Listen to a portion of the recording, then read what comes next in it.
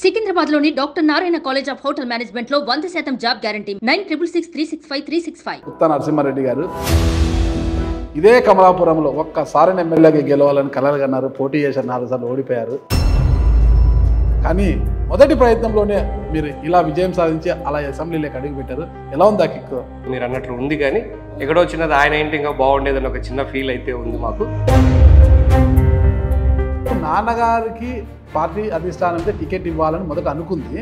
కానీ ఇక్కడున్న ఓ నాయకుడు పూర్తి స్థాయిలో నాన్నగారికి టికెట్ రానికుండా అడ్డుకున్నారు. ఎలక్షన్స్ ముందు వీరశివారెడ్డి గారు పార్టీ కండువా మార్చేశారు కదా. 2014లో ముస్లిం ఓట్లు నాకు ఎంత మైనస్, వీరశివారెడ్డి గారితో కలిసి ఎలక్షన్ చేయడం కూడా అంతే మైనస్. అప్పుడే పుత్తా కుటుంబం వల్లూరు మండలం నుంచి ఇసుక లిఫ్ట్ చేయడం స్టార్ట్ చేసింది.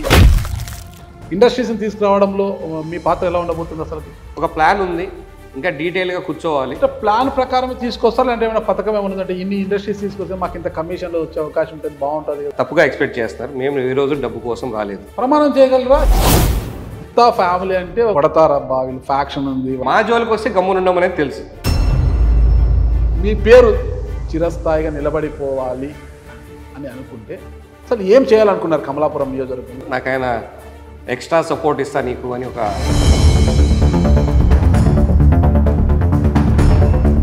ఇక కమలాపురం నియోజకవర్గాన్ని భవిష్యత్తులో పుత్తా వారి కోటగా మార్చుకోవాలి. మరి మార్చుకుంటారా? That is the important target for me. Welcome to Suman TV. నేను మీ నాగరాజ్ బైర్శెట్టిని. తన తండ్రి సాధించలేంది కొడుకు సాధిస్తే ఆ కిక్కే వేరుంటుంది కదా. అదే ఆ కిక్కునే తండ్రికి అందించాడు ఆ కొడుకు. ఇంతకీ ఆ కొడుకు ఎవరు ఏంది అనుకుంటున్నారా? ఆ కొడుకు ఎవరో కాదు, ఉమ్మడి కడప జిల్లా కమలాపురం నియోజకవర్గ ఎమ్మెల్యే పుత్తా చైతన్యరెడ్డి. తన తండ్రి పుత్తా నరసింహారెడ్డి గారు 4 సార్లు ఎమ్మెల్యేగా పోటీ చేసి ఓడిపోయారు. ఒక్కసారైనా ఎమ్మెల్యే కావాలనే కళ అయింది. చివరి నిమిషంలో 2024 ఎన్నికల్లో కొడుకు పుత్తా చైతన్యరెడ్డి టికెట్ వచ్చినా ఎమ్మెల్యేగా విజయం సాధించి తండ్రి యొక్క కళను కూడా ఆయన నెరవేర్చాడు. అసలు ఆ కిక్కు ఎలా ఉంది ఏంటి అనేది కూడా ఎమ్మెల్యే గారు అడిగి తెలుసుకున్నాం. నమస్తే ఎమ్మెల్యే గారు. నమస్తే అన్న. ఎలా ఉందన్న అసలుకి తండ్రి మీ నాన్నగారు పుత్తా నరసింహారెడ్డి గారు ఇదే కమలాపురంలో ఒక్కసారి ఎమ్మెల్యేగా గెలవాలని కలలు కన్నారు. పోటీ చేశారు, 4 సార్లు ఓడిపోయారు. కానీ మొదటి ప్రయత్నంలోనే మీరు ఇలా విజయం సాధించి అలా అసెంబ్లీలోకి అడుగు పెట్టారు. ఎలా ఉంది ఆ కిక్కు? డెఫినెట్గా ఆ కిక్కు మీరు అన్నట్లు ఉంది, కానీ ఎక్కడో చిన్నది ఆయన ఏంటి ఇంకా బాగుండేదని ఒక చిన్న ఫీల్ అయితే ఉంది మాకు. But definitely he is more happy than me. నాకన్నా ఉంది, స్పెషల్ కిక్ అయితే ఉంది. 4 సార్లు ఓడిపోయారు, 4 సార్లు ఓడిపోయారు అని డిఫరెన్స్. ప్రతిసారి ఒక రీజన్ అయితే ఉంది, కానీ what ever the reason, but we have overcome over that. This time we have shown జనాలకి లేదు, మేము పబ్లిక్లో ఉంటే పబ్లిక్ మీకు ఎప్పుడైనా మీకు ఆశీర్వదిస్తారని చెప్పేసి ఒక మెసేజ్ అయితే పాస్ చేయగలిగింది. ఎక్కడైనా మీలో కావచ్చు, మీ కుటుంబ సభ్యుల్లో, మీ బంధువర్గంలో ఏడైనా ఒక చిన్న అసంతృప్తి, కరెక్ట్ గెలిచే సమయంలో పుత్తా నరసింహారెడ్డి గారికి టికెట్ ఇవ్వకుండా ఇచ్చేసారే, ఇప్పుడు ఇచ్చినట్టు ఆయన కోరిక నెరవేరింది కదా అన్న అసంతృప్తి ఎక్కడైనా ఉందా? కొంచెం కాదు, ప్రతి ఒక్కరిలో బాగా ఉండింది. అంటే ఒక 3-4 డేస్ అందరు డిప్రెషన్లో కూడా వెళ్ళిపోయిన సిచ్యువేషన్ లాగా కనిపించింది. ఎందుకంటే వేవ్ ఉందా లేదా, వేవ్ అనేది పోస్ట్ ఎలక్షన్ వచ్చింది. Okay, but before this only, and దీనికి ఎలక్షన్ కన్నా ముందు ఇలా మేము ఊర్లు తిరిగేటప్పుడు ఎప్పుడూ లేనటువంటి రెస్పాన్స్. అంటే మీరు కొన్ని వీడియోస్ ఎన్ని ముందు జరిగినట్టు చూస్తే, మేము ఒక బండి 2 బండితో బయలుదేరితే తెలియకుండానే ఒక 20-30 బండ్లు అయిపోవడము, 100 మంది జనాలు చుట్టుపక్కల నుంచి రావడం, ఒక డిఫరెంట్ అట్మాస్ఫియర్ ఉంది. ఎప్పుడూ లేనటువంటి అట్మాస్ఫియర్ సిచ్యువేషన్ కనిపిస్తూ ఉంది. ఆ సిచ్యువేషన్ నుంచి అంటే ఇప్పుడు వేవ్ వచ్చిందని మీరు అనొచ్చు. బిఫోర్ ఎలక్షన్ 6 months ముందు నుంచి ఇలా జరుగుతూ ఉంది. మాకు రిజల్ట్ వచ్చిన తర్వాత వేవ్ కనిపించింది, అంతకుముందు కనిపించలేదు కదా, మాకు ఇక్కడ కనిపిస్తూ ఉంది. ఆ సిచ్యువేషన్లో నుంచి ఆయన డ్రాప్ చేసి మమ్మల్ని తీసుకోవడం చాలా మంది కొంచెం బాధగా కల్పించింది. బట్ ఆయన ఎంకరేజ్మెంట్, ఎవరైతే ఏముంది పదా ముందుకు వాడిని అని చెప్పి ఆయన తోసుకుంటూ రావడమే పీపుల్ అగైన్ రికవర్ అయిపోయి ఎలక్షన్ చేయడం జరిగింది. మీ పేరు చివరి నిమిషంలో వచ్చింది. పార్టీ నిర్ణయం అది. అంటే జిల్లాలో యువత కావాలి ఒకరన్నా అని చెప్పేసి మిగతా చోట అరేంజ్ చేయలేక పరిస్థితిలో ఒక యువత కంపల్సరీ నాకు కావాలి పార్టీలో. లోకేష్ గారు యువకుడు కాబట్టి మొత్తం, లోకేష్ గారు అని కాదు కానీ చంద్రబాబు నాయుడు గారు బ్యాలెన్స్ చేయాలని చూశారు. లోకేష్ గారు సపోర్టు ఉంది డెఫినెట్గా, అది కాదనట్లేదు. చంద్రబాబు నాయుడు గారు బ్యాలెన్స్ చేయాలి, డిస్టిక్ని యువత కూడా ఉండాలి కంపల్సరీ అని చెప్పిన దగ్గర వేరే దగ్గర అకామిడేట్ కాలని వివిధ పరిస్థితుల వల్ల అక్కడ బీజేపీ పోయింది. మిగతా చోట్ల ఎవరికి ఛాన్స్ లేకుండా పోవడం చేత ఇక్కడైతే మీ కుటుంబంలోనే కదా మీకు ఎవరైతే ఏముంది అన్న ఒక ఆలోచనతో వాళ్ళు డెసిషన్ తీసుకోవడం జరిగింది. దాన్ని గౌరవించాల్సి వచ్చింది. కొన్ని డిస్కస్ చేసిన తర్వాత మళ్ళీ మేము రిక్వెస్ట్ చేసాం, లేదు you have to go ahead అని చెప్పారు. మాటను కాదని లేక ముందుకెళ్ళాం, సక్సెస్ అయితే సాధించాం. అసలు ఏంటి అసలు నాన్నగారికి పార్టీ అధిష్టానం మీద టికెట్ ఇవ్వాలని మొదట అనుకుంది, కానీ ఇక్కడున్న ఓ నాయకుడు పూర్తి స్థాయిలో నాన్నగారికి టికెట్ రానికుండా అడ్డుకున్నారు అన్న ప్రచారం అయితే అప్పుడు జరిగిండొచ్చు. అదైతే నేను అనుకోవట్లేదు. కేవలం మిగతా అది ఏమన్నా సరిపోని వాళ్ళు ఉండొచ్చు, ఎక్కడ చేసి ఉండొచ్చు, అది వాళ్ళ ఆలోచన అయి ఉండొచ్చు. కానీ నేను నమ్మేది ఏంటంటే పార్టీ ఒక సిద్ధాంతం అనుకునింది, ఈ విధంగా పోవాలనుకుంది. ఇక్కడే కాదు, స్టేట్ మొత్తం కొంచెం బ్యాలెన్స్డ్గా వెళ్ళింది. దాంట్లో చేంజెస్ చేయాలనుకున్నారు, చేశారు. బట్ నాన్నగారికి ఇనఫ్ గౌరవం ఇస్తాము, ఎటువంటి మీ నాన్నగారు ఇంత సీనియారిటీ పోకుండా ఆయనకు తగ్గ గౌరవం మీకు కల్పిస్తాము, ఎటువంటి మీకు చిన్నతనం చేయము అని చెప్పి మా నాయకుడు మాట ఇచ్చారు. దాని మీద ముందుకు పోయాం. మాట ఇచ్చారు, ఓకే. నాన్నగారికి టికెట్ అంటే నాన్నగారు సీనియర్ కాబట్టి గెలిస్తే మంత్రివర్గంలో మంత్రి రేసులో నాన్నగారు ఉంటారు, తమ కుటుంబానికి క్యాబినెట్లో బర్త్ ఖరారయ్యే అవకాశాలు చాలా తక్కువ అంటే ఉద్దేశంతోనే వారు తీవ్రంగా ప్రయత్నించారు. చివరి నిమిషంలో మీ పేరు తెరపైకి వచ్చింది.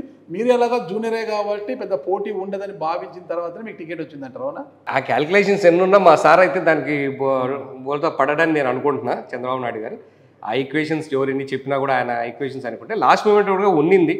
కేవలం బ్యాలెన్స్ చేయాలని చెప్పి తర్వాత కూడా డిస్కషన్ అయిపోయిన తర్వాత, ఎలక్షన్ అయిపోయిన తర్వాత కూడా కంపల్సరీ మేము బ్యాలెన్స్ చేయాల్సిన పరిస్థితిలో ఇది వచ్చేసింది. ఇక్కడ వేరే ఛాయిస్ లేదు. ఇక్కడ మీ కుటుంబంలోనే కదా అని మేము ఆ ఛాన్స్ తీసుకున్నాం. వేరే చోట ఆ ఛాన్స్ లేదు కాబట్టి రిస్క్ తీసుకోదలుచుకోలేదు. ఈసారి క్రూషియల్ ఎలక్షన్ ఇది. వేరే చోట నేను ఏ ఛాన్స్ ఇచ్చినా మనం టికెట్ల మీద ఓడిపోయే అవకాశం ఉంది. ఇక్కడ మీరు ఎవరైనా గెలుస్తారు కాబట్టి మా సర్వేల ప్రకారం మీరు ఎవరైనా, ఇద్దరిలో ఎవరైనా గెలుస్తారు అని ఒక దృష్టితో మేము మార్చాల్సి వచ్చింది. అసలుకి ఎవరైనా చివరి నిమిషంలో వచ్చారు. పుత్తా ఫ్యామిలీ అంటే ఒకటి ఏదైతే ఒక ప్రాపగాండ ఉంది, కొడతారు అబ్బా వీళ్ళు ఫ్యాక్షన్ ఉంది, వల్లూరు మండలం అంత పెద్ద ఫ్యాక్షన్, వీళ్ళు కొడతారు తిడతారు, వీళ్ళతో కష్టము అనే భావన కూడా ఉండిందనమాట. అంటే ఆ భావన అంతా కూడా అలా తొలగించి విజయ్ తీరాన్ని ఎలా నడిచారు? అసలుకి కొడతారు తిడతారు అనేది ఎప్పుడో చెప్పడం మొదలుపెట్టారు. ఎప్పుడు మేము 2004 ఎలక్షన్కి వచ్చినప్పుడు, రాజకీయాలు కొత్తగా వచ్చినప్పుడు, అప్పుడు అబద్ధాలని నిజాలుగా చేసే దిట్టలు కొద్దిమంది ఉన్నారు. అప్పుడు వీరశివారెడ్డి గారు ఇలాంటి వాళ్ళు అది ప్రాపగాండా చేశారు. అది అలా కంటిన్యూ అయింది. కానీ తర్వాత జనాలు ఎప్పుడు కంటిన్యూస్గా ఉండడము. నాన్న 20 years జర్నీలో ఎవరిని కొట్టాము, కొడతారు తిడతారు అన్నారు కదా, ఎవరిని కొట్టాము ఎవరిని తిట్టాము లాంటివి మా జోలికి వస్తే గమ్మునుండడం అనేది తెలుసు. ఓకే, మా కార్యకర్తల జోలికి వస్తే గమ్మునుండము. ఒక చెప్ప మీద కొడితే రెండో చెప్ప చూపించారు, పొరపాటును కూడా చూపించాం. రియాక్షన్ ఇమ్మీడియట్ గానే ఉంటది. మేమైతే కొట్టాము ఫస్ట్. ఏదైనా మన వాళ్ళ మీద కానీ మా మీద కానీ అయితే ఉంటుంది, ఖచ్చితంగా ఉంటుంది. ఆ నమ్మకం ఉంది కాబట్టి 2004లో ఏ క్యాడర్ ఉందో 20 ఏళ్ళు ఒకసారి కూడా గెలిచకపోయినా అదే క్యాడర్ ఇంతవరకు క్యారీ ఫార్వర్డ్. క్యాడర్ మీద మీరు మాట్లాడుతున్నారు కానీ చెప్తున్నా, అంటే కార్యకర్తల మీద చాలా కాన్ఫిడెన్స్గా ఉంటారు, చాలా గుడ్ విల్ కూడా ఉంటుంది మీకు. ఇటీవల వైఎస్ఆర్ కాంగ్రెస్ పార్టీ నాయకుడు మీ కార్యకర్తని కిడ్నాప్ చేస్తే నేరుగా వాళ్ళ ఇంటికి వెళ్ళి తీసుకొచ్చారు, అతన్ని కొట్టుకుంటూ వచ్చారనేది కూడా. అంటే మా వాడిని తీసుకెళ్ళాడు అని చెప్తే రియాక్ట్ అవ్వాల్సిన అవసరం వచ్చింది. ఆ రోజు నేనే వెళ్ళాను ఊళ్ళకి, తీసుకొని వచ్చిన తర్వాత కొట్టుకుంటూ రావాల్సింది. ఇంకా దాని మీద అవుట్రేజెస్ అయిన పబ్లిక్ కానీ వీళ్ళందరూ ఉంటారు కదా, మన ఫాలోవర్స్ అందరూ కూడా వాళ్ళు గలాట పడ్డారు. కానీ నేను పోయి పిలుచుకొని వచ్చాను మన వాడిని. ఎలా ధైర్యం ఎలా వచ్చింది ప్రత్యర్థి ఇంటికి పోవాలంటే? నాన్నగారు అంటే ఒక మాస్ లీడరు, ఆయన అన్ని చూశారు, ఆయనకు కొంత ధైర్యం ఉంటుంది. మీరు ఉన్నత విద్యాధికుడు, మీరు లండన్లో కూడా చదువుకొని వచ్చారు. మీరు అంటే ఆ ధైర్యము ఎలా వచ్చింది? కొంత ధైర్యం దేనికి సార్? ధైర్యం దానికి ఏముంది? నా మంచి ప్రత్యర్థి ఇంటికి వెళ్ళి, నా మంచి పార్టీ అధికారంలో ఉంది, మీ ప్రత్యర్థి ఇంటికి వెళ్ళి తీసుకురావడం అనేది కొంత గట్స్ ఉండాలి కదా. చదువుకున్నాడు అయితే మనం నమ్ముకున్నాడు వదిలిపెట్టాలా? లేవుండదు. మాది అదే బ్లడ్డే. బయట చదువుకున్నాం, విఘ్నత ఉంది, కాషాయం ధరించాడు అనుకున్నారా? డైలాగులు అయితే మనం వదలాల్సిన అవసరం లేదు. కానీ అదర్వైజ్ ఎవరికైనా ఇప్పుడు కాదు, ఇంతకు ముందు ఎప్పుడన్నా ఇలాంటి జనాలు జరిగినా మేము ముందే ఉంటాం, వెనకలైతే ఉంటాం. ఇప్పుడు వెనకపోయే ప్రసక్తి లేదు. 2014 ఎన్నికల్లో టీడీపీ బీజేపీతో పొత్తు పెట్టుకున్నప్పుడు మైనార్టీ ఓట్లు కమలాపురంలో ఎక్కువ ఉన్నాయి. ఆ సందర్భంలో బీజేపీతో పొత్తులో ఉందో భాగంగానే గెలసాని మీ నాన్నగారు ఓడిపోయారంటారనమాట. అదే తిరిగి ఇప్పుడు మళ్ళీ బీజేపీతో పొత్తు పెట్టుకుంది ఎన్డీఏ కూటమి. టీడీపీ బీజేపీతో పొత్తు పెట్టుకుంది. కమలాపురం నియోజకవర్గంలో మైనార్టీ ఓట్లు ఎక్కువ ఉన్నాయి. మరి అప్పుడు మైనస్ అయింది, ఇప్పుడు ప్లస్ ఎలా అయింది? ఆ మైనార్టీ ఓట్లు మీకు ఎలా అనుకూలించాయంటారు? అంటే 14 నుంచి ఇది అయిపోయిన తర్వాత 14 నుంచి 19 మధ్యలో ఎప్పుడైతే పొత్తులో ఉన్నామో వాళ్ళకి ఎటువంటి డిస్టర్బెన్స్ రాకుండా వాళ్ళకి అన్ని రకాలుగా మేము మద్దతు ఇస్తూ వచ్చాం. వాళ్ళ కోసం హజ్ హౌస్ తీసుకొచ్చి ఇక్కడ కట్టించాం, ఎక్కడ లేని కమలాపురంలో కట్టించాం. స్టేట్ డివైడ్ అయిన తర్వాత వాళ్ళ కోసం మేము తపన పడి పని చేసాం. వాళ్ళకి ఎంత కూడా ఇబ్బంది కలగకుండా పని చేసాం. అప్పుడు కాన్ఫిడెన్స్ కలిగించాం.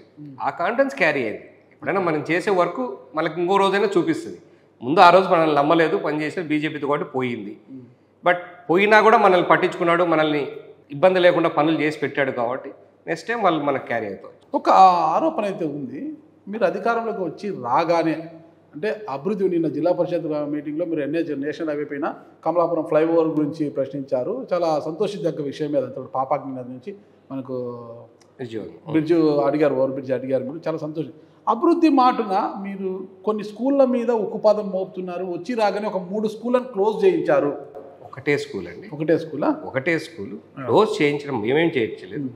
ఏ పర్మిషన్ లేకుండా, పంచాయతీ పర్మిషన్ లేదు, స్కూల్ పర్మిషన్ లేదు, ఏది లేకుండా అడ్మిషన్స్ ఓపెన్ చేసి పెడతారు. కనీసం బిల్డింగ్ పర్మిషన్ లేదు. పంచాయతీలో వచ్చి అడిగితే ఏమవుతుంది? స్కూల్స్కి ఏది అప్లై చేసుకుంది లేదు. స్కూల్ బేసిక్ అప్లికేషన్ పెట్టుకున్నాడు, ఎటువంటి పర్మిషన్ లేకుండా అడ్మిషన్స్ తీసేసుకున్నారు. ఒకటే ఒక స్కూల్. డిఓ గారికి ఎంఈఓ గారికి చెప్పేసి వాళ్ళకి నోటీస్ సర్వ్ చేయడం జరిగింది.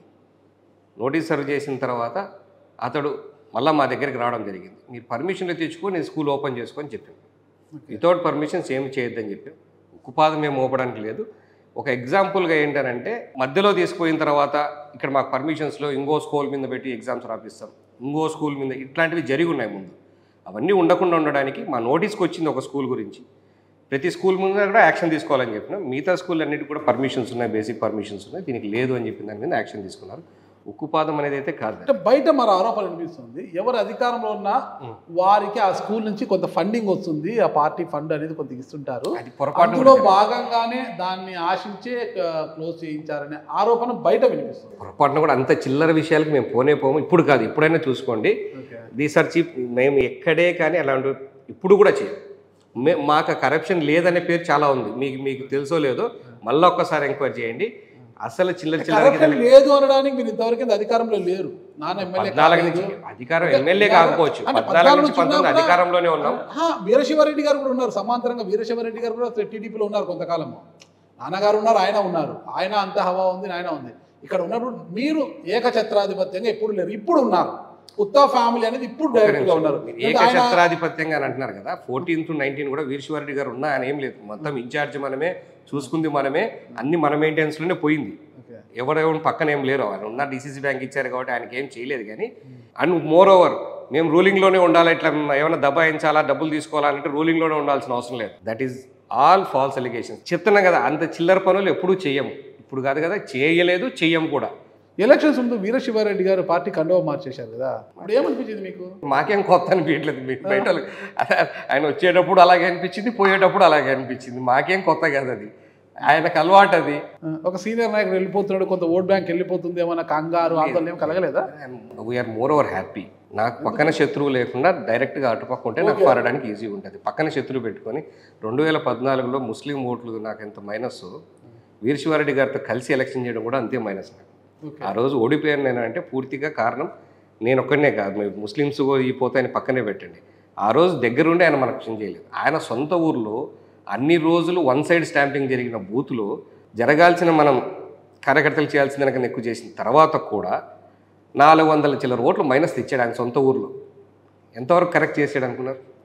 ఆయన వర్గంలో వచ్చిన వాళ్ళకు కొన్ని ఊర్లు అప్పచెప్తాం కదా, సీనియారిటీ ప్రకారంగా ఆయన గుంపులు కొద్దివని చెప్పి ఆయన వర్గానికి అప్పగించిన ఊర్లన్నీ కూడా మైనస్ వచ్చాయి. మోర్ ఓవర్ ఆ లీడర్స్ అందరూ తర్వాత ఇన్ డ్యూ కోర్స్ మన దగ్గరికి పర్మనెంట్గా ఆయన డల్ అయిపోయాడు, ఆయన లేదు అని చెప్పి మన దగ్గరికి వచ్చిన తర్వాత ఆ రోజు మేము మోసం చేశాము అని వాళ్ళు నోడితేనే చెప్పారు. ఈరోజు మనం నరసింహాడి గెలిస్తే మన రాజకీయ జీవితం అయిపోతుంది, మనం పక్కకి వెళ్ళిపోవాలి. ఆ పక్క రవీంద్రనాథ్ రెడ్డి ఉంటాడు, ఈ పక్క ఈడు ఉంటాడు, ఈయనకు గెలిచకూడదు అన్న ఒక మాట ఆయన నోటి నుంచి ఆ రోజు వచ్చింది. ఆ కారణం మేము మెల్లగా తెలుసుకున్నాం, వెంటనే తెలుసుకోలేదు. ఈ లీడర్లు తర్వాత వచ్చిన వాళ్ళందరికీ ఆ రోజు మేము మోసపోయాం, మేము దెబ్బతిన్నాం, మిమ్మల్ని దెబ్బపరిచాం, అందరం పోయామని వాళ్ళు చెప్తే తెలిసింది. మేము అప్పుడు నమ్మడం మానేసి 2019 ఎలక్షన్ కూడా మన పార్టీలో ఉన్నాడు అనుకున్నాడు. మాతో పాటు ప్రచారం, నాన్నతో పాటు క్యాంపెయినింగ్ చేస్తూ ఉన్నాడు. వాళ్ళ కొడుకు అక్కడ వైసీపీ వాళ్ళతో కలిసి ఊళ్ళో తిరిగాడు. ఎలక్షన్ అయిపోయిన నెక్స్ట్ రోజు మా ఎక్స్ఎమ్మెల్యే గారు, ఇప్పుడున్న మేయర్ గారు, ఎంపీ గారు అందరూ నెక్స్ట్ రోజు ఎలక్షన్ మరుసటి రోజు ఆయన ఇంటికి పోయి మాకు చేసినందుకు థ్యాంక్స్ అన్నారు. ఎలక్షన్ రోజు కూడా మోసం చేస్తాం దగ్గరుండి. ఆయన నమ్మాలని మళ్ళా నమ్మాలంటే అది నమ్మకుండా ఉండడమే బెటర్. మన పార్టీలోకి వచ్చినా ప్రొద్దుటూరు కోసం అని చెప్పారు ఫస్ట్. నేను దాని తర్వాత కూడా ఏం ఆహ్వానించలేదు. మళ్ళీ ఆయన వెళ్ళిపోయాడు. మేము అదే పార్టీకి చెప్పాం, పోతాడని మాకు తెలుసు కదా, మీరు ఎందుకు పిలిచికొచ్చారని చెప్పి. సారీ పొరపాటు చేశారు దాంట్లో ఆ విషయంలో అని చెప్పేసి ఒక డిస్కషన్ కూడా జరిగింది. సో వీఆర్ క్లియర్, వాళ్ళ ఎంత దూరం ఉంటే మనకు ఓట్లు పెరుగుతాయి. ఓకే, మీరు ప్రతి విషయంలో చాలా క్లియర్గా ఉన్నారు, క్రిస్టల్ క్లియర్గా ఉన్నారు. ఉన్నత విద్యార్థులు కావచ్చు, నియోజకవర్గానికి కొంచెం మంచి జరుగుతుందని కూడా అందరూ భావిస్తున్నారు. అయితే అప్పుడే ఈ స్కూల్ విషయంలో ఒక ఆరోపణ వచ్చింది. ఇసుక ఉచిత ఇసుక అని ప్రభుత్వం ప్రకటించిన కింద ఒక సీనియర్ చేసే లోడింగ్ అన్లోడింగు రవాణా ఛార్జీలు అదనపు అనేది పెట్టింది. అది లేండి చిన్న ట్యాగ్ లైన్ ఒకటి పెట్టింది. ఉన్నప్పటికీ కూడా అప్పుడే పుత్తా కుటుంబం వల్లూరు మండలం నుంచి ఇసుక లిఫ్ట్ చేయడం స్టార్ట్ చేసింది అన్న ఆరోపణ కూడా అప్పుడే బయటకు వచ్చేసింది. వల్లూరు మండలంలో ఇప్పుడు అసలు ఇసుకే పెట్టలేదు. ఇంకా మీరు అన్న ఏదో వచ్చింటుంది. కమలాపురం మండలం పెళ్లిమరి మండలంలోనే స్టార్ట్ చేసింది. వల్లూరు డమ్స్ ఏమి లేవు. లిఫ్ట్ చేయాలని అనుకుంటే అదే చెప్తున్నాను కదా, దానికి ఆరోపణ లేకుండా డైరెక్ట్గానే ఎత్తిండేది. అది వద్దు ఆపండి అని చెప్పేసి పోరాడుతున్నారు. ఇట్లా ఆరోపణలు వస్తాయని చెప్పి స్ట్రిక్ట్గా ఉండండి ఈ విషయాల్లో. ఎవరే కానీ కార్యకర్తలు కూడా స్ట్రిక్ట్ వార్నింగ్ ఇవ్వడం జరుగుతుంది. మీరు చేయకండి. కొద్దిమంది స్టార్టింగ్లో ఇల్లీగల్గా ట్రాక్టర్లో పెట్టి చేయడం జరిగింది. దాన్ని కూడా స్టాప్ చేయించాం మేము. పోలీసులకు చెప్పి వద్దు, bad name to government, free ఇసుక ఇస్తున్నప్పుడు వీళ్ళందరూ ఎత్తుకొని చేయడం కరెక్ట్ కాదు అని చెప్పి ఆపిచ్చాం. ప్రమాణం చేయగలరా ఈ 5 ఏళ్ల పాటు ఇసుక అక్రమ రవాణా నా నియోజకవర్గంలో జరగకుండా చూస్తాను, ఫ్రీ ఇసుక లబ్ధిదారులకు మాత్రమే వెళ్ళేలా చూస్తాము, అక్రమంగా ఇతర రాష్ట్రాలకు తరలకుండా చూస్తానని ప్రమాణం చేయగలరా? తప్పకుండా ప్రమాణం చేస్తాం. దాంట్లో డౌట్ ఏముంది? గవర్నమెంట్ పాలసీని ఏదైనా మేము సపోర్ట్ చేస్తాం. 100% దేని మీద ప్రమాణం చేయమన్నా చేస్తాం. మీ దగ్గర భగవద్గీతను ఏదైనా ఉందా? ఏడుకొండల స్వామి విగ్రహం చెప్పండి. ప్రమాణం చేసి చెప్తున్నాను, అక్రమ ఇసుకోవడానికి నేను సపోర్ట్ చేయను. చివరి నిమిషంలో చైతన్య రెడ్డి గారు తెర మీదకి వచ్చిన మీ విజయానికి ముఖ్యంగా మీ కుటుంబ సభ్యులు ఎలా సహకరించారంటారు? చాలా బాగా సపోర్ట్ చేశారంటే ఈసారి. అంటే నేను తిరిగిన దానికన్నా చెప్పాలంటే కంప్లీట్గా మధ్యలో కొన్ని రోజులు మా మీద మీరు చెప్పారు కదా, జరిగినప్పుడు 307 కేసు పడి కొంచెం కొందరు పక్కన ఉన్నప్పుడు కానీ, అండ్ డ్యూరింగ్ ఎలక్షన్ కోర్స్ కానీ, ఈ ట్రాన్సిషన్లో నాకేమైంది, సడన్గా పేరు మార్చేసరికి డిప్రెషన్లో ఉన్న క్యాడర్ని అందరి చోట్ల కలవడం జరుగుతూ ఉన్నది, తిరగడం జరుగుతూ ఉన్నది. ఈ టైంలో వాళ్ళు అన్ని బాధ్యతలు తీసుకొని, మా బావగారు కానీ, మా మామ పిల్లలు కానీ, మా కజిన్స్ ఇంకోటి సాయి నరసింహారెడ్డిని మా చిన్న బాబాయ్ కొడుకున్నాడు. ఫస్ట్ టైం వాడు కూడా పైకి ముందు చదువుకుంటా ఉన్నాడు బిజినెస్లో, వాడు ఫస్ట్ టైం వచ్చి చేయడం. వీళ్ళంతా చాలా యాక్టివ్గా బాధ్యతలు తీసుకొని, మనం చెప్పకపోయినా కూడా అందరూ బాధ్యతగా పనిచేశారు. చేయాల్సిన దానికన్నా ఎక్కువ చేశారు. బంధువులు అయితేనే, ఫ్యామిలీ మెంబర్స్ అయితేనే ఎక్స్ట్రాగానే చేశారు ఈసారి. అంటే అదే చెప్పారు కదా, మీరు గవర్నమెంట్ ఉండి ఏం చేశారని చెప్పారు కదా. మా వాడిని మేము విడిపించుకొని వస్తే మేము మర్డర్ అటెంప్ట్ చేసామని మా మీద కేసు పెట్టి ఫాల్స్ అలిగేషన్స్ అది కదా, ఫాల్స్ కేసులు పెట్టారు. మీరు అధికారంలోకి వచ్చారు కాబట్టి అవి కేసులు అట్లే లేదు, కేసు పెట్టారు కదా, అయిపోయింది, కోర్టులో చూసుకోవాల్సింది. ఓకే, కోర్టులో కూడా ఏముంది, మీరు అధికారంలో ఉన్నారు కాబట్టి ఏదైనా ఎవరు అధికారంలో ఉంటే వాళ్ళకి కేసులు ఏమి నిలబడవు కదా. ఎట్లనా? అంతే కదా. కొంచెం బాగుంది, ఒకసారి మాకు టిప్స్ ఇవ్వండి సార్. ఎవరు అధికారంలో థింగ్స్ ఏ లేదు, కేసు అయితే దానికి ఏమీ లేదు, ప్రూఫ్ లేదు. పెట్టారు, చేశారు. తర్వాత కూడా పోలీసులు కూడా తర్వాత రిపెంట్ అయ్యి చెప్పారనమాట, మేము వద్దన్నాం, పోరాడం, లాస్ట్ మూమెంట్లో వాళ్ళ ప్రెజర్స్ తట్టుకోలేక పెట్టాల్సి వచ్చిందని చెప్పున్నారు. Whatever it is, we know it's part of the game. National highway మీద మీరు ఫ్లైఓవర్ అడిగారు కదా, అది బాగానే ఉంది. మొదటి మీటింగ్లోనే చాలా గట్టిగా వాల్చారు, అది కావాలని మీరు నడుము బిగించారు. దాంతోపాటు గతంలో ఇప్పుడున్న మాజీ ఎమ్మెల్యే రవీంద్రనాథ్ రెడ్డి గారు ఒక కమలాపురం రైల్వే బ్రిడ్జి కూడా ప్రపోజల్ పెట్టి ఉన్నారు గతంలో. ఆయన అంటే 2019 ఎన్నికల్లో, తర్వాత 2024 ఎన్నికలకు నేను వస్తానంటే ఈ బ్రిడ్జి కంప్లీట్ చేసి వస్తాను అనేది ఆయన హామీ కూడా ఇచ్చిన, అది చేయలేకపోయారు ఆయన. ఫన్ పార్ట్ ఏంటంటే, నేను కూడా కొంచెం అది 2016-17 చంద్రబాబు నాయుడు గారు వచ్చినప్పుడు మాట ఇచ్చి మేము అది లైవ్లో బడ్జెట్లో పెట్టి తీసుకొచ్చి ఫైనాన్షియల్ అడ్మినిస్ట్రేషన్ అప్రూవల్ తీసుకొచ్చేసరికి 19 ఎలక్షన్ దగ్గరకు వచ్చింది. తెచ్చాము, మేమే అప్రూవల్ తెచ్చాము, శాంక్షన్ చేసి తెచ్చి పెడితే 5 ఏళ్లలో దాన్ని టెండర్ పిలిచి పని స్టార్ట్ చేయించలేకపోవడం అతని యొక్క ప్రతిభకు నిదర్శనం అన్నమాట. ప్రతిభకి నిదర్శనమా? తప్పకుండా. ఇప్పుడు జగన్మోహన్ రెడ్డి మేనమామ గారు, సీఎంకి మామ, రాజు అనుకుంటే దెబ్బలు కొదవా ఏం కాదు. అటువంటిది ఇది వెయ్యకుంటే నేను ఓటు అడగనని చెప్పిన పరిస్థితి, దాన్ని కూడా ఇంప్లిమెంట్ చేయించలేకపోయాడు అని అంటే, ఇంప్లిమెంట్ వచ్చేవాళ్ళు అప్ ఫ్రంట్ పేమెంట్స్కి ఓడు ముందుకు రావట్లేదు అంతే. స్టేట్ గవర్నమెంట్ ఫండ్స్ కదా, సెంట్రల్ గవర్నమెంట్స్ కంటే వచ్చేవాళ్ళేమో, దానికి కూడా అప్ ఫ్రంట్ అనేసరికి ఎవరు భయపడి రాకుండా పోయారు. మేము కూడా దాన్ని ఫాలో అప్ చేస్తున్నాం, ఇప్పుడు చేయడం జరిగింది. బేసిక్ డిస్కషన్ జరిగితే ఇంకో కొంచెం టైం ఇవ్వండి, బడ్జెట్ విషయం చూసుకొని చెప్తామని చెప్పి మన ఆర్ఎండ్బి మినిస్టర్ గారు కూడా చెప్పారు.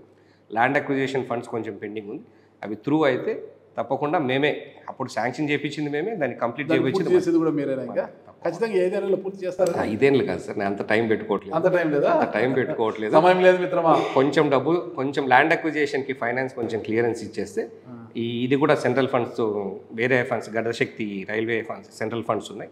సో దాంతో కోఆర్డినేట్ చేసేసి కన్స్ట్రక్షన్కి ఇబ్బంది లేకుండా ల్యాండ్ అక్విజిషన్ కూడా స్టేట్ నుంచి కొంచెం సపోర్ట్ తీసుకుని తొందరగా క్లోజ్ చేస్తాం. ఇంకోటి ప్రధానమైన అంశం ఉంది మీ నియోజకవర్గంలో, సర్వరాయ సాగర్ ప్రాజెక్ట్ ఉంది. దానికి సంబంధించి పంట కాలువలు ఏర్పాటు చేస్తారు. ఇంతవరకు అది నోచుకోలేదు. ఉన్న నీరు 1 TMC నీటిని కూడా కొన్ని చేపల చెరువులకి, కొంత భారతీయ సిమెంట్స్కి వెళ్ళిపోతుంది కదా, దాన్ని ఎలా అరికడతారు మీరు అసలు? ఇది Sarvaraya Sagar suppose to be completed 2009-10 Rajasekhara Reddy గారి టైంలో అయిపోవాలి. కానీ దాని దరిద్రం ఏమైందంటే మా కమలాపురం ప్రజల దరిద్రము, దానికి మా ఎక్స్ఎమ్మెల్యే గారే కాంట్రాక్టర్, బినామీ పేరు మీద కాంట్రాక్టర్. ఆయన 4 ఏళ్ళు అయిపోవాల్సిన ప్రాజెక్టు 14 ఏళ్ళ పైన తీసాం. అవి కూడా చాలా దారుణమైన కండిషన్. లాస్ట్ టైం మేము ఐడెంటిఫై చేసి మనుషులు దిగిపోయేంత నెరలు చీలున్నా కూడా, మనుషులు కింది తిరిగిపోయేంత నెరలు లేకుండా పూర్తి చేయకుండా ఓపెన్ చేయడానికి వస్తే కూడా అడ్డుపడ్డాం. మేము అడ్డుపడుతుంటే నీళ్ళు ఇవ్వడానికి నరసింహారెడ్డి కమిషన్ల కోసం అడ్డుపడుతున్నాడని మా మీద అపనిందలు చెప్పి పెట్టాడు. చేశాడు, ఓపెన్ చేశాడు, దానికి నీళ్లు పెట్టాడు. అంటే లాభం ఏంటి? 1 ఎకరాకు నీళ్ళు ఇవ్వగలిగాడా? ఆ రోజు మనం అడ్డుపడింది దేనికంటే ఫీల్డ్ ఛానల్స్ తవ్వకుండా, ఈ రివిట్మెంట్స్ పనులు పూర్తి చేయకుండా నువ్వు నీళ్ళు పెడితే ఏం లాభం? నువ్వు పబ్లిసిటీ కోసం, ఫోటో కోసం పెడుతున్నావు. ఏమైనా తెగిపోతే ప్రాబ్లం ఎక్కడ? కరెక్ట్, ఊర్లు లేచిపోతాయి, కట్టాలు తెగిపోతే కష్టం. ఇక్కడ నీళ్ళు తెచ్చి పెడితే లాభం ఏంటి? గ్రౌండ్ వాటర్ పెరుగుతాడు 2-3 విలేజెసే కానీ మ్యాక్సిమం. ఫీల్డ్ ఛానల్స్ తీసిన తర్వాత మొదలు పెట్టండి, నీళ్ళు నింపండి అని అడిగాము. బట్ వాళ్ళు ఏదో పోయారో, ఆ స్వింగ్లో పోయింది. కానీ ఇప్పుడు ఏ రోజైతే వాళ్ళ మాటలు నమ్మి ఆ ఊరోళ్ళు, ఆ ఇందుకూరు గ్రామ ప్రజలు ఆయనకు ఆ రోజు ఓటేసారు, వీళ్ళు చెప్పింది నిజమే, మనకు నీళ్ళు వస్తుంటే ఏదైనా ఆపుతున్నాడని అనుకున్నారు, వాళ్ళే బాధపడుతూ ప్రతిరోజు వస్తారు. ఆ నెరల్లో నుంచి నీళ్లు రావడము, ఊటలు రావడము, పనికి రాకుండా వీళ్ళు పంటలు పండించుకోలేకపోవడము, అండ్ మిగిలిన నీళ్లు ఏమన్నా కొంచెం డైవర్ట్ చేసుకోవాలంటే ఆయన చేపల చెరువులకి, భారతీయ సిమెంట్ ఫ్యాక్టరీకి మాత్రమే నీళ్ళు. దానికి జీవో ఉందంట కదా, వాళ్ళు జీవో ప్రకారం, గవర్నమెంట్ జీవో ప్రకారమే డబ్బులు చెల్లించి దానికి కపం చెల్లించే నీళ్లు అవన్నీ కూడా తీస్తున్నాం సార్. మీరు టైంలో ఉంటే నెక్స్ట్ టైం మీకు ఫార్వర్డ్ చేస్తాను. ఏ జీవో ప్రకారం ఎంత నీళ్లు తీసుకున్నారు, దేని ప్రకారం ఎట్లా డైవర్ట్ చేశారు, మొత్తం డీటెయిల్స్ అడిగాం ఇరిగేషన్ వాళ్ళని. రేపు మీటింగ్ ఉంది, వెతికే పరిస్థితిని కరెక్షన్ చేసి ఎనీథింగ్ గవర్నమెంట్ కట్టాల్సిన డబ్బులు ఏమన్నా ఉంటే వాళ్ళకి కట్టించి పని చేయించడం జరుగుతుంది. దేనికి కూడా మేము డెవలప్మెంట్కి కాదు కాబట్టి భారతీయ వాళ్ళు కూడా ఇరెగ్యులర్గా వాడుకుంటున్నారు.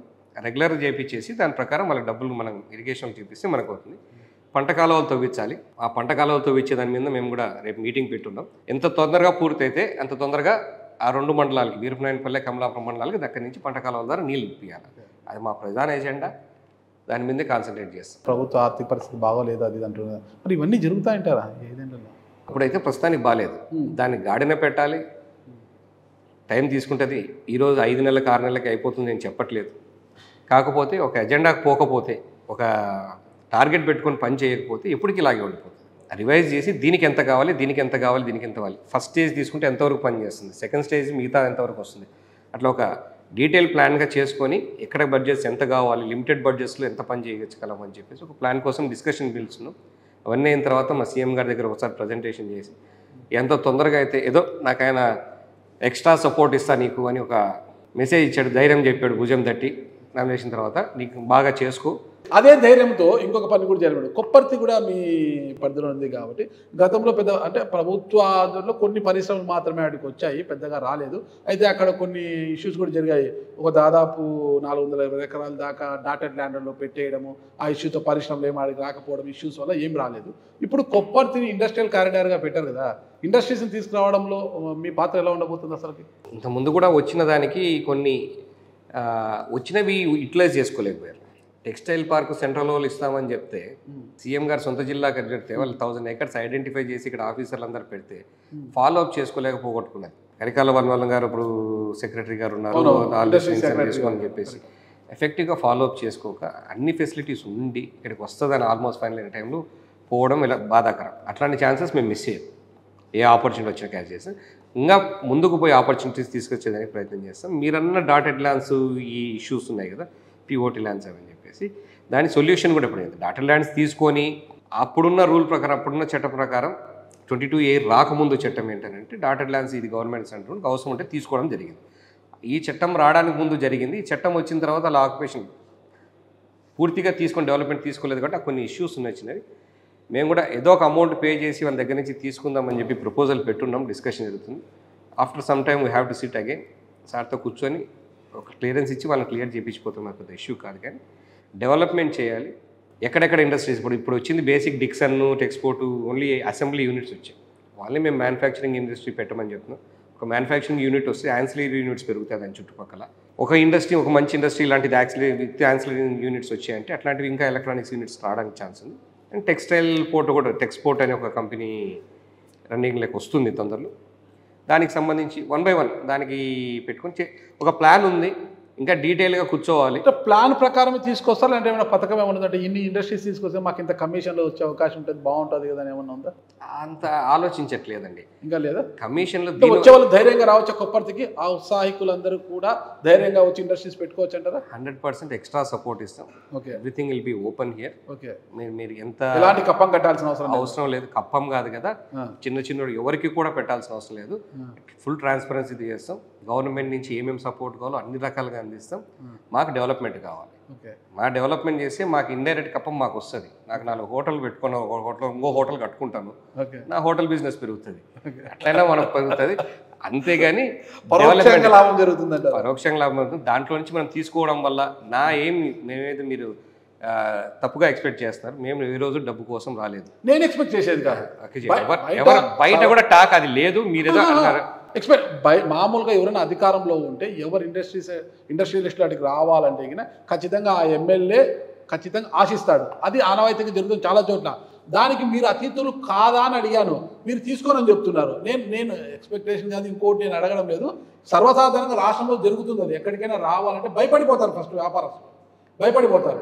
అక్కడ పెట్టుబడి నాకేం ఇస్తావు, నాకేంటి లాభం అనే పరిస్థితి. అలానే నేను ఒక లాభంతో అయితే అడుగుతాను. డెఫినెట్గా మా వాళ్ళకు ఉద్యోగాలు ఇవ్వాలని అడుగుతాను.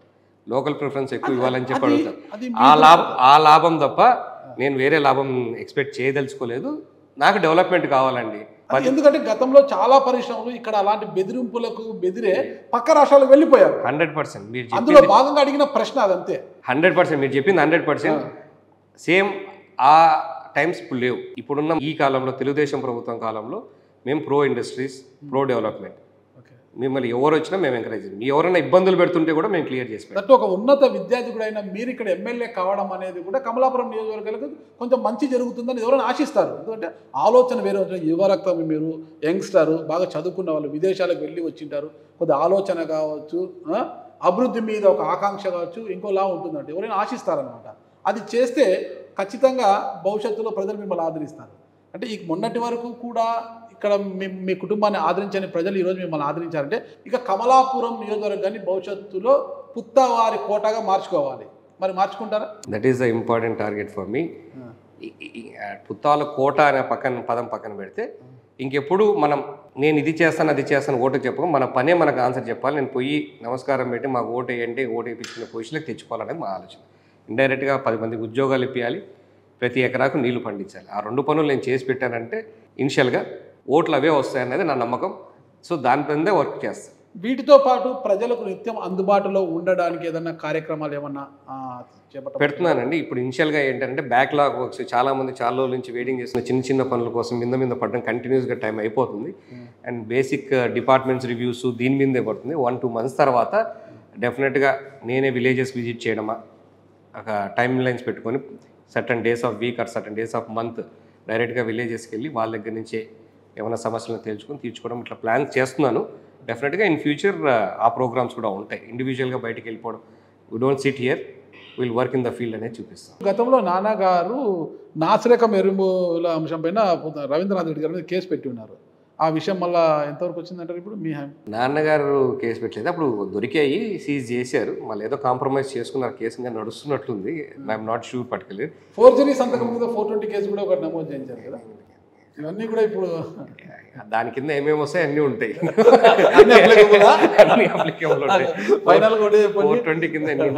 కమలాపురం నియోజకవర్గంలో మీ పేరు చిరస్థాయిగా నిలబడిపోవాలి అని అనుకుంటే అసలు ఏం చేయాలనుకున్నారు కమలాపురం నియోజకవర్గంలో? అసలు మీ మస్తిష్కంలో ఉన్న ప్రణాళిక ఏంటి? ఆ బ్లూ ప్రింట్ ఏంటి? మెయిన్ 3 ఎజెండాస్ అండి. 1 సరఫరా సాగర్ నుంచి పంట నీరు కాలాలి. GNSS నగరీ కాలువ అది పూర్తి చేపించేసి, అది కూడా మా ఎమ్మెల్యే గారు చేసి మట్టి పని చేసుకొని స్ట్రక్చర్లు ఏం చేయకుండా వదిలేసి పని ఎక్స్ ఎమ్మెల్యే సారీ చేశారు కాబట్టి అది కంప్లీట్ చేయించేసి అది చేసుకుంటే 2 అడ్వాంటేజెస్ ఉన్నాయి. కడపకు డ్రింకింగ్ వాటర్ వస్తుంది, ఇండస్ట్రీస్కి వాటర్ తీసుకురావచ్చు డైరెక్ట్గా ఇండస్ట్రీస్కి, పెనుకోట నుంచి మన కెనాల్ ద్వారా తీసుకోవచ్చు.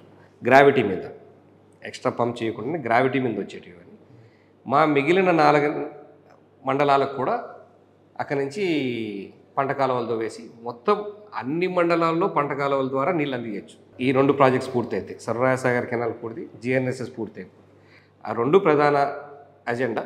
రెండవది కొప్పర్తి ఇండస్ట్రీస్లో ఎంత లేదన్నా ఒక మగలం ఒక దగ్గర ఒక 20,000 నుంచి 30,000 ఉద్యోగాలు క్రియేట్ చేయగలిగితే డైరెక్ట్లీ ఆర్ ఇండైరెక్ట్లీ మనం అన్ని రకాలుగా చేసుకొని చేయగలిగితే I will be more satisfied with this in this term. ఈ 5 ఏళ్లలో ఇదే పుత్తా చైతన్య రెడ్డి మార్కు పాలన అనిపించడానికి ఇవి సరిపోతాయా? అవి main agenda.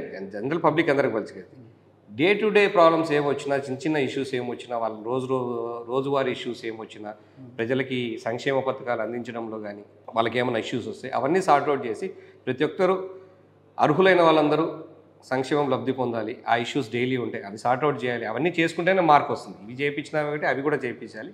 Day to day అందుబాటులో ఉంటూ అవి కూడా ఫైనాన్స్ చేయాలని చెప్పేసి అనుకుంటా ఉన్నాం. Think will be successful in that. Volunteer వ్యవస్థ పైన ఒక క్లారిటీ వచ్చిన తర్వాత ఒకవేళ మళ్ళీ వాళ్ళని కంటిన్యూ చేయదలిస్తే మీ నియోజకవర్గంలో మీ పార్టీ కార్యకర్తలకే అవకాశం ఇస్తారా? పార్టీ కార్యకర్తలు అంటే చాలామంది వాలంటీర్లు నాకు పనిచేశారు సార్. ఓకే, అందరూ వాలంటీర్లు ఆ పక్క చేయలేదు. అవతల మా ఎక్స్ఎమ్మెల్యే గారు మీరు రిజైన్ చేసి రండి అని చెప్తే కూడా చాలామంది చేయకుండా నిలబడ్డారు. వాళ్ళ మాట కాదని కూడా నిలబెట్టారు. వాళ్ళ ఆలోచన ఏంటంటే రిజైన్ చేయించేసి మీరు బూత్లో ఏజెంట్ కూర్చుంటే వాళ్ళు భయపడుతుంటారు కదా, ముస్లింలు కూర్చున్నారు ఆలోచనలో ఉన్నారు. మేము ఇచ్చిన ధైర్యం మా దగ్గరికి వచ్చారు, మీరు ధైర్యంగా ఉండండి, మీకేం ఇబ్బంది కలదు. అట్లా మనకు సపోర్ట్ చేసిన వాళ్ళందరినీ ఎవరికేం ఇబ్బంది పెట్టేది, సపోర్ట్ చేయని వాళ్ళని కూడా పార్టీ అట్లా ఎవరిని ఇబ్బంది పెట్టాలన్న ఆలోచనలో లేదు. మీరు ఈ 1 monthలో కూడా మీరు అబ్జర్వ్ చేస్తే ఎవరైనా ఇట్లా డిస్టర్బెన్స్ చేస్తుంటే దాన్ని ఖండిస్తూనే వస్తుంది. వీఆర్ నాట్ ఇంటెడ్, అయిపోయింది, మనం గెలిచాం. ఇప్పుడు మనం బాధ్యతగా బిహేవ్ చేయాలి. ఆ బాధ్యత మీద తీసుకొని వాళ్ళంటూ ఎవరి మీద ఇబ్బంది పెట్టాం.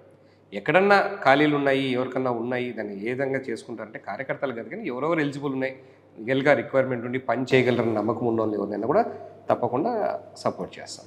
ఓకే, గతంలో తీసుకుంటే అది ఫ్యాక్షన్ అనలేం కానీ రాజకీయ ఆధిపత్య పోరు అనొచ్చు మీ గ్రామాల్లో. పుత్తా ఫ్యామిలీకి అవతల మహేశ్వరుడు ఈశ్వరుడు సంథింగ్ మీ ప్రత్యర్థులు రాజకీయ ఆధిపత్య పోరు అనుకోవచ్చు. అంటే రాజకీయ ఆధిపత్య పోరు మాకు ఇక్కడ లేదండి, వీర్ శివారెడ్డి గారితోనే ఉండింది ముందు. ఓకే ఓకే, ఇలాంటి వాతావరణం నుంచి పుత్తా ఫ్యామిలీ కేవలం అభివృద్ధి వైపే నడుస్తోంది అన్న ఒక మార్పును తీసుకురాగలరా? డెఫినెట్గా.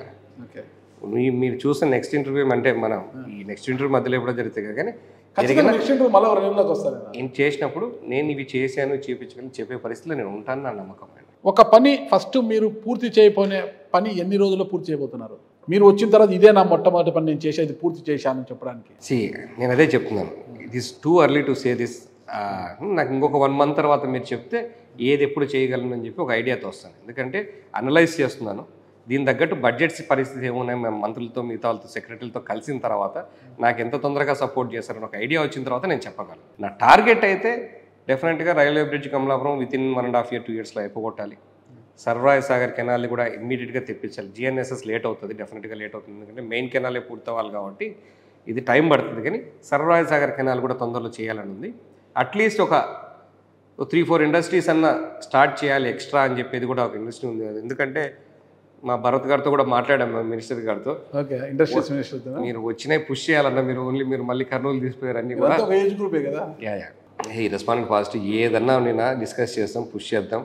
మళ్ళీ మన కడపలో ఇలాగే ఉండాలి, పార్టీ తగ్గకూడదు మనం అని హీ ఆల్సో కొంచెం ఖచ్చితంగా చేయాలని చెప్పి ఒక మంచి అవకాశం.